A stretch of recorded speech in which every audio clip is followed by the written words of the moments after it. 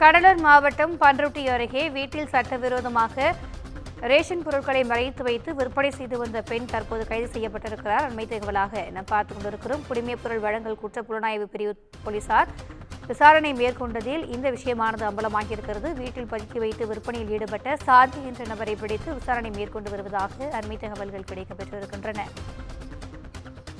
கடலூர் மாவட்டம் பண்ருட்டி அருகே சட்டவிரோதமாக வீட்டில் வைத்து ரேஷன் பொருட்கள் விற்பனை செய்த பெண் கைது செய்யப்பட்டிருக்கிறார். 1200 கிலோ ரேஷன் அரிசி, 9 சிலிண்டர், 70 லிட்டர் மண்ணெண்ணெய், 170 கிராம் துவரம் பருப்பு, 25 கிலோ பருப்பு வகைகளை கொண்டு வீட்டில் வைத்தே விற்பனை செய்து வந்து கொண்டிருக்கிறார். குடிமைப் பொருள் வழங்கல் குற்ற புலனாய்வுத் துறையினர் தற்போது இந்த பெண்ணை கைது செய்து விசாரணை மேற்கொண்டு வருகின்றனர். கூடுதல் விவரங்களை எமது செய்தியாளர் பொய்யாமொழி வழங்க கேட்கலாம். வணக்கம் பொய்யாமொழி, இது குறித்த விரிவான தகவல்கள்.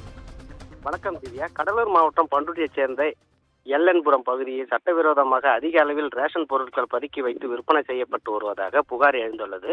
அதன் அடிப்படையில் மாவட்ட குடிமைப் பொருள் வழங்கும் அலுவலர் குமாரராஜா தலைமையில் குடிமைப் பொருள் வழங்கல் குற்ற புலனாய்வுத்துறை திடீர் சோதனையில் மேற்கொண்டனர். அப்பொழுது சுந்தரம் மனைவி சாந்தி என்பவர் வீட்டில் 1200 கிலோ ரேஷன் அரிசி, 9 எரிவாயு சிலிண்டர், 70 லிட்டர் மண்ணெண்ணெய், 170 கிலோ துவரம் பருப்பு, 25 கிலோ கோதுமை மற்றும் அரசு முத்திரை குத்தப்பட்ட காலி சாக்குகள் ஆகியவற்றை அதிகாரிகள் பறிமுதல் செய்து வீட்டின் உரிமையாளர் சாந்தி என்பவர் வீட்டில் தீவிர விசாரணை மேற்கொண்டு வருகின்றனர். மேலும் ரேஷன் பொருட்கள் எந்த கடையில் வழங்கப்பட்டது, யாரெல்லாம் இதில் தொடர்பு இருக்கிறார் என்ற கோணத்தில் அதிகாரிகள் விசாரணை மேற்கொண்டு வருகின்றனர். நியாவிலை கடையில் பொதுமக்கள் வழங்கக்கூடிய பொருட்களுக்கு சரியாக கிடைக்காமல் அலைக்கழிக்கப்பட்டு வரும் நிலையில் தற்பொழுது ஒரே வீட்டில் இவ்வளவு பொருட்கள் எவ்வித பாதுகாப்பு இல்லாமல் அடுக்கி வைக்கப்பட்ட இந்த சம்பவம் பொதுமக்கள் மத்தியில் பெரும் அதிர்ச்சியை ஏற்படுத்தி வருகிறது. திவ்யா,